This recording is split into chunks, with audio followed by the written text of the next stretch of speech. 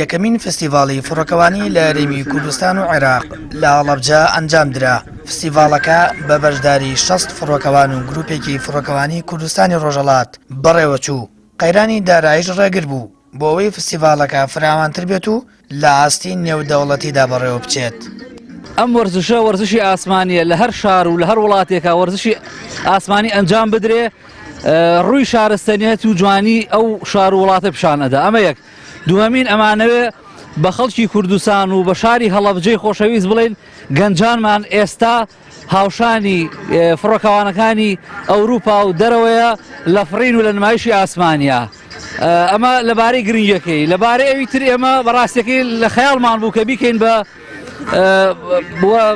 فیستیڤاڵێکی ئەنتەرناشناڵ کە زۆربەی فڕۆکەوانەکانی جیهان بەشدار بێ، بەڵام بەداخەوە ئەم قەیرانەدارەیە کە ئێستا هەیە بۆ سەبەبی ئەوەی کە نەتوانین ئەوە بکەن. وەئیلا من کۆنتاکتی تەواوم کردبوو لەگەڵ زۆربەی فڕۆکەوانەکانی جیهانە بۆ ئەنجامدانی فیستیڤاڵێکی نێودەوڵەتی لەم شوێنێکی ئێستا جەنابتان حازرن لە هەڵەبجە.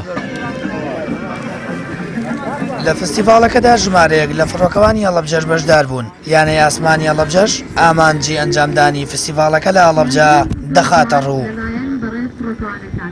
ئێمە ئەگەر لە ڕووی مادیەوە کێشەمان نەبووە ئەمانتوانی فیستیڤاڵەکە زۆر گەورەترکەین، وڵاتانی کەشمان بانکرێ. هەرچەندە ئێستا لە کورسانی ڕۆژهەڵاتەوە تیپی سنەمان بان کردووە کەوانش بەشداری فیستیڤاڵە، بەڵام نەبوونی لایەنی مادی بۆ ئێمە کێشەی گەورە بوو. لای خۆیانەوە فڕۆکەوانەکانی جستی هەڵفڕینی خۆیان بۆ پەیام دەخەنە ڕوو کە لە ئاسمانەوە دیمەن و سروشتە جوانەکەی هەڵەبجەیان بەدی کرد. هاوکات هیواخوازن ئەم فستیڤاڵە بە نێودەوڵەتی بکرێت.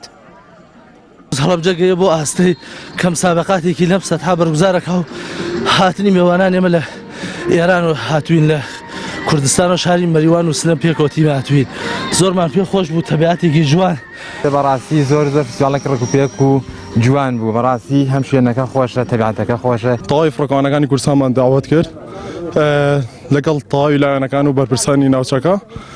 شکر ئەلحەمدولیلا فستیڤاڵەکە باش بەڕێوە چوو. بۆ خۆشم فڕینێکی زۆر خۆشم کرد. هەستێکی زۆر خۆشی هەیە، ئەحساسێکی ناتوان بەسە دەری بڕۆم. بۆ یەکەم جار لە کوردستان و عێراق فستیڤاڵی فڕۆکەوانی لە پارێزگای هەڵەبجە ئەنجام ئەدرێت. فڕۆکەوانانیش داوا دەکەن ئەم فستیڤاڵە فراوانتر بکەن و ببێت بە نێودەوڵەتی.